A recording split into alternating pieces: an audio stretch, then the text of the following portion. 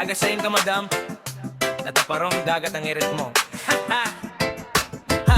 Sa pier ko siya inot na nahiling. May bitbit na sira, may darang magayunon ng irit. Sabi ko taga Legazpi ka po, sabi niya day po, taga Isla po ako.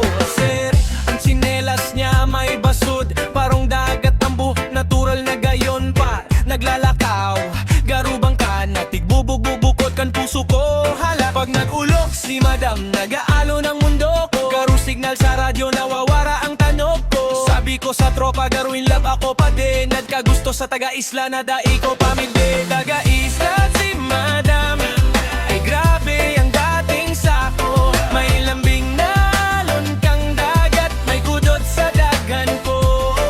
Taga-isla si madam, ang puso ko nalamos na sa mata niyang garong alon. Ako'y dae na makaahon. Mahilig sa tuyo, sa lato, sa ginamos. Pag nagluluto siya, pati kataning nagugutom. Sabi niya, simple lang ang buhay digdi sa isla, pero sa simple niyang ningirit, garu matunaw na. Pag may brown out, sanay na siya.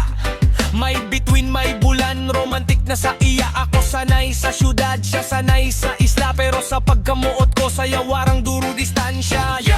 Taga-isla siya, taga-syudad ako, pero pag nagtaning kami, garu telenovela na to. May bangka, may alon, may chismis sa baryo. Si Sayan ay taga-isla na ko delikado. Mama niya naghapot, ano trabaho boy? Sabi ko full-time lover po, part-time loko-loko. May chismis sa isla, makaskas ang bareta. May dayo, daan na buwan ay love tulos kay madam talaga. Brown na, warang ilaw, warang wifi, warang data. Ako nagre-reklamo, high na ang signal niya, pero pagkapot ko na ang kamot niya. Maski zero ang bars, unlimited ang ugma. Taga-isla si madam, ay grabe ang dating sako. May lambing na alon kang dagat, may kudot sa dagan ko. Taga-isla si madam, ang puso ko nalamos na sa mata niyang garong alon. Ako'y dae na makaahon.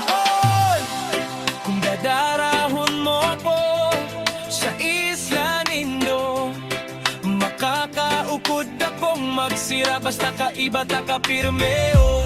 Maski walang signal, maski walang kuryente, basta may kamadam, kompleto na ang buhay ko. Taga-isla si madam, dai na o mauli. Sa isla ang pagkamot, gusto ko nang magstay sa Indo.